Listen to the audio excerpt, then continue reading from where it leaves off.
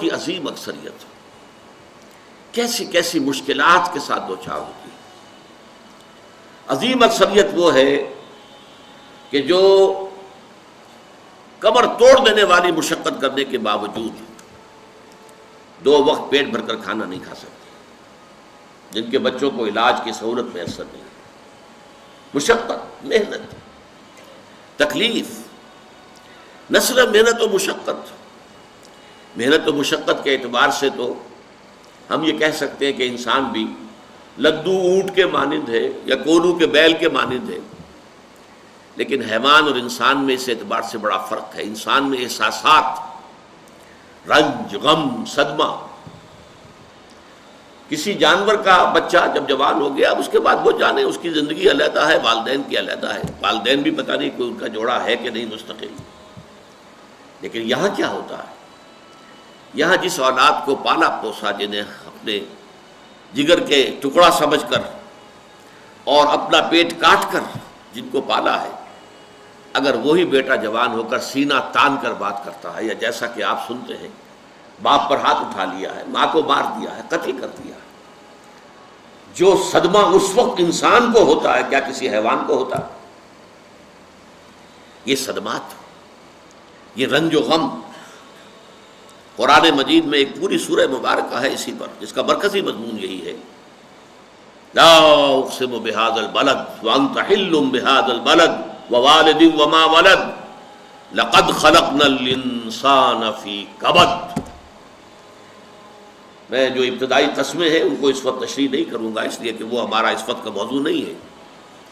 جس پر قسمیں کھائیں اللہ نے 3، لا اقسم بہذا البلد وانت حل بہذا البلد ووالد وما ولد، 3 قسمیں کھا کر بات کیا کہی؟ ہم نے انسان کو محنت اور مشقت ہی میں پیدا کیا ہے۔ محنت اور مشقت ہر انسان کا مقدر ہے۔ عام طور پر سمجھا یہ جاتا ہے کہ غریب لوگوں کے لیے یہ معاملہ ہے، نہیں، اصل میں محنت اور مشقت کی شکلیں مختلف ہیں۔ کوئی شخص دفتر میں بیٹھا ہوا مشقت کر رہا ہے، کسی کی ذہنی مشقت زیادہ ہے، کسی کی جسمانی مشقت زیادہ ہے۔ یہ جسمانی مشقت والا جو ہے تھک ہار کر رات کو سوتا ہے تو صبح کی خبر لائے گا، وہ پوری طرح ٹانگیں پھیلا کر سوتا ہے۔ اور یہ جو ذہنی مشقت کرنے والے ہیں، لمبی لمبی کاروں میں چلنے والے اور بڑے بڑے محلوں میں رہنے والے، ایئر کنڈیشنڈ آفیسز اور بنگلوں میں رہنے والے، ان کی راتوں کی نیند حرام ہو جاتی ہے۔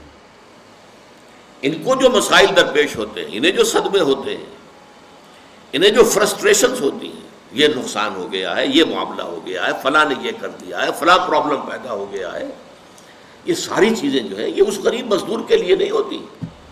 آپ کو معلوم ہے ہپنوٹکس کی ضرورت جو ہے انہی عمرا کو ہوتی ہے، سیڈیٹیوز کی ضرورت انہی کو ہوتی ہے، ٹرینکولائزرز انہی کو چاہیے، انہیں نرم گدیلوں کے اوپر نیند نہیں آتی۔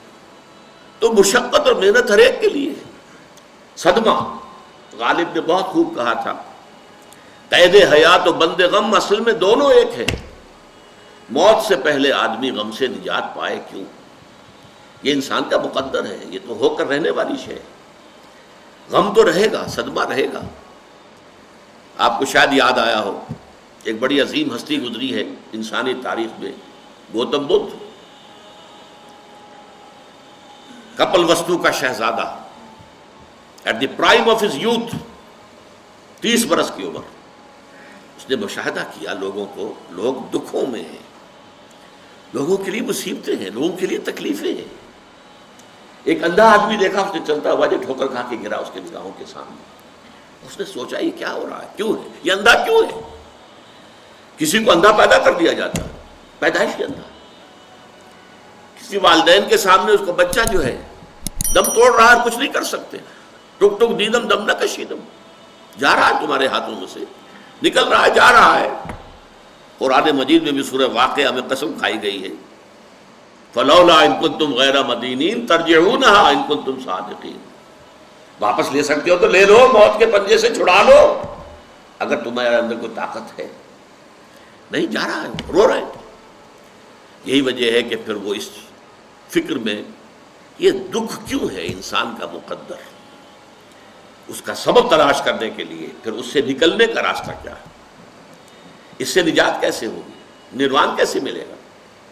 پھر آپ کو معلوم ہے 30 برس کی عمر میں جوانی کا دور، جوان بیوی کو رات کو سوتے ہوئے چھوڑ کر گیا ہے، شیرخوار بچہ چھوڑ کر گیا، محل چھوڑ کر جا کر خاک چھانی ہے، کہاں کہاں پھرا ہے، کن کن رشیوں منیوں کی خدمتیں کی ہیں، کہاں کہاں گیا ہے، کتنا وقت لگایا ہے، کن کن جنگلات جو ہے اس کے خاک چھانی ہے اس نے۔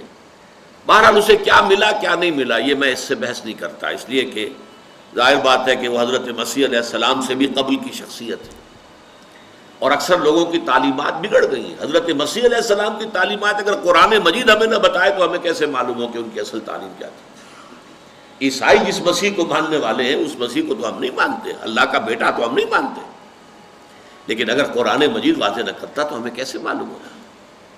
اسی طرح گوتم بدھ کے بارے میں جو کچھ کہتے ہیں ان کے ماننے والے، اس کی طرف نہ جائیے، وہ کیا تھا حقیقت میں ہم نہیں جان سکتے، لیکن یہ ضرور ہے کہ اس کے فلسفے کا جو مین تھیم ہے سروم دکھم، all is pain, all is suffering, all is agony, سروم دکھم، درد ہی درد ہے، رنج ہی رنج ہے، غم ہی غم ہے، قید حیات و بند غم اصل میں دونوں ایک ہیں، موت سے پہلے آدمی غم سے نجات پائے گا۔ لیکن اس اعتبار سے اگر آپ غور کریں گے تو چلیے انسان حیوانات کی صف میں آ گیا بس، لیکن نہیں، انسان کی ہیومن ٹریجڈی کا نقطہ عروج بالکل ایک اور ہے۔ مرنے کے بعد پھر اٹھایا جائے گا، پھر جواب طلبی ہوگی، کیا کرتے رہے زندگی بھر؟ تم نے حقیقت کو پہچاننے کی کوشش کی؟ تم نے حق پر چلنے کی کوشش کی؟ یا تم نے ظلم کیے، زیادتیاں کی، ناانصافیاں کی؟ آؤ حساب دو۔ حیوان سے یہ محاسبہ نہیں ہے، نباتات اور حیوانات اس سے بری ہے، انسان ہے۔ اس پر بھی ایک سورت ہے قرآن مجید کی، سورۃ الانشقاق، یا ایھا الانسان انک کادح الی ربک کدحا فملاقیہ، اے انسان تیرا معاملہ یہ ہے تو مشقت پر مشقت جھیل کر، تکلیفیں پر تکلیفیں برداشت کر کے پھر ایک دن اپنے پروردگار کے حضور میں حاضر ہوگا جواب دہی کے لیے۔ ثم لتحسبن بما تعملون، حضور کی ایک خطبے میں جو الفاظ آتے ہیں، واللہ لتموتن کما تنامون، خدا کی قسم تم سب مرو گے جیسے کہ ہر روز شام کو سو جاتے ہو، رات کو سو جاتے ہو۔ یہ نیند بھی موت کی بہن ہے۔